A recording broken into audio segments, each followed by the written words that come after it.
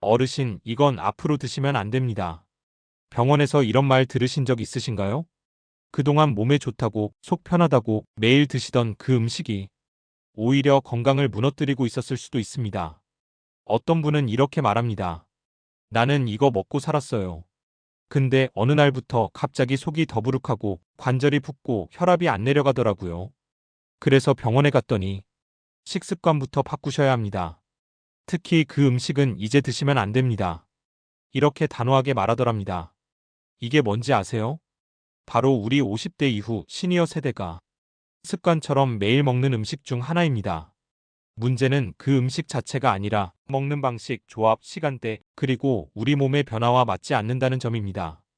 지금도 많은 분들이 여전히 그 음식을 드시고 계십니다. 모르고 드시는 겁니다.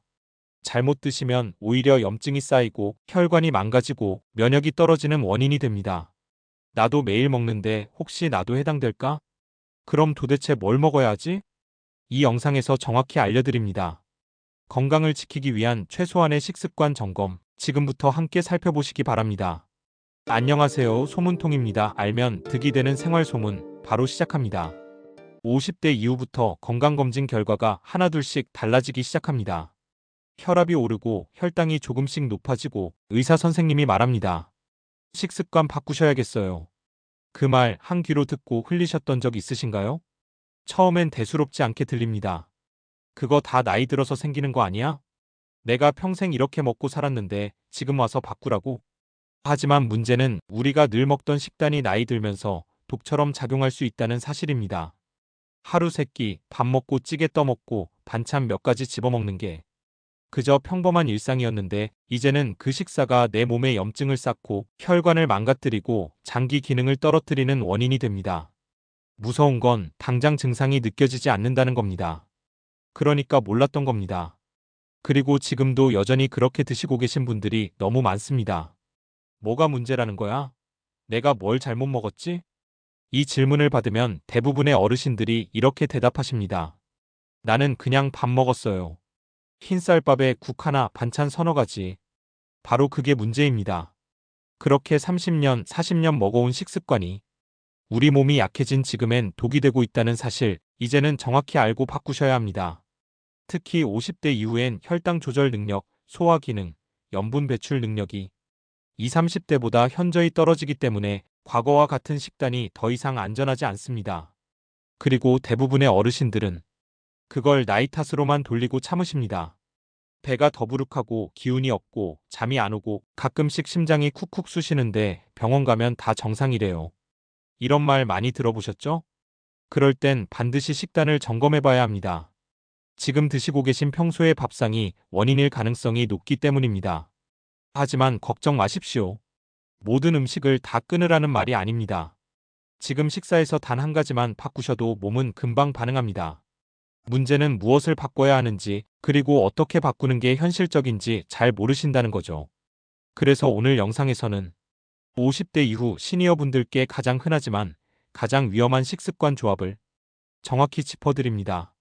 특히 흰쌀밥과 짠 반찬, 국 중심 식사, 그리고 식사 시간대와 먹는 속도까지 몸에 부담이 되는 조합을 알려드리고 그 대신 무엇을 먹으면 좋을지, 어떻게 바꾸면 무리 없이 실천할 수 있는지까지 모두 안내해드립니다.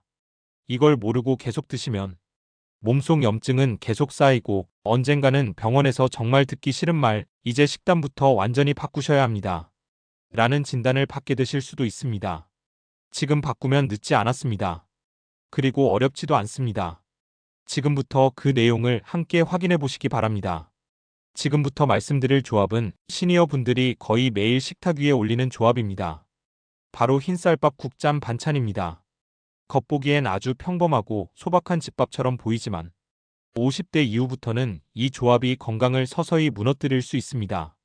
첫 번째 문제는 바로 흰쌀밥입니다. 흰쌀은 도정 과정에서 껍질과 배아가 제거되어 식이섬유와 미네랄이 거의 없습니다. 남는 건 거의 전분뿐인데 이 전분이 섭취 후 빠르게 당으로 바뀌고 혈당을 급격히 올립니다. 젊을 때는 췌장이 열심히 인슐린을 분비해서 이 급격한 혈당 상승을 조절해줍니다. 하지만 50대 이후부터는 인슐린 분비 능력이 서서히 떨어지면서 혈당이 오르내리는 폭이 커지고 피로감이 더 심해집니다.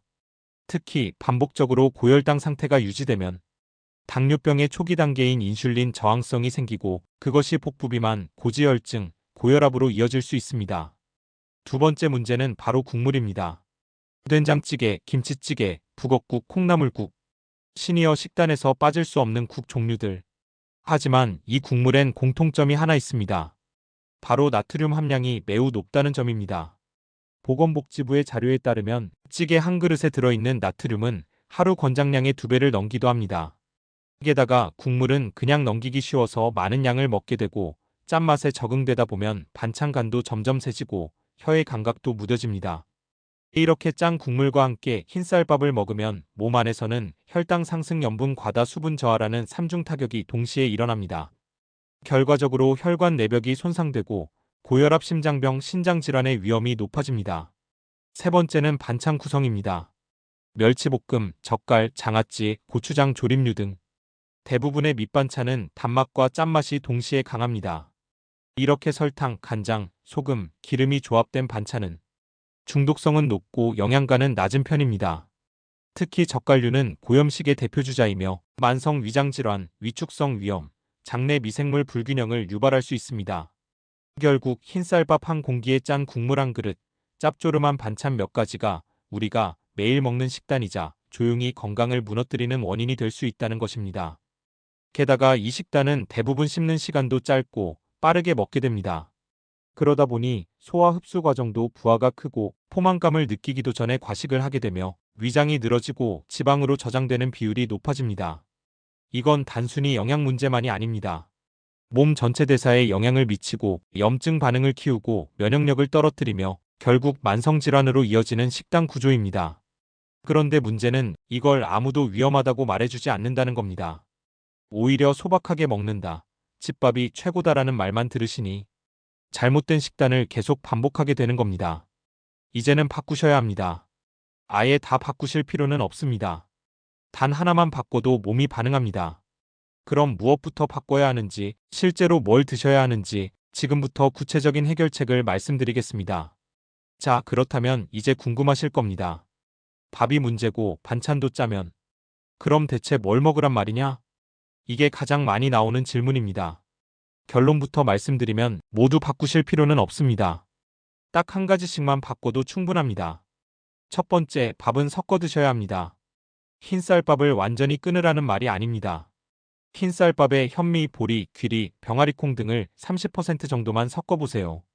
이렇게만 해도 식이섬유와 미네랄이 보완되고 혈당이 천천히 오르게 됩니다. 처음엔 조금 불편할 수 있지만 3, 4일만 지나면 입맛이 자연스럽게 적응합니다. 두 번째, 국을 줄이고 물김치나 생채소를 활용하세요. 된장찌개 대신 묽은 미역국, 김치국 대신 무나물 데친물 혹은 시원한 물김치만 곁들여도 충분합니다. 짠 국물을 줄이는 것만으로도 신장과 혈압에 큰 부담을 덜 수 있습니다. 세 번째, 반찬은 간이 아니라 재료 자체의 맛으로 돌아가야 합니다. 고추장 조림, 젓갈, 멸치볶음 같은 짭조름한 반찬 대신 시금치, 숙주, 무나물, 가지구이, 연근조림처럼 채소 본연의 맛이 살아있는 반찬으로 바꿔보세요.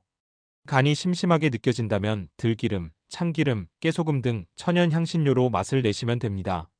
네 번째, 단백질은 구이나 찜 형태로 바꿔야 합니다.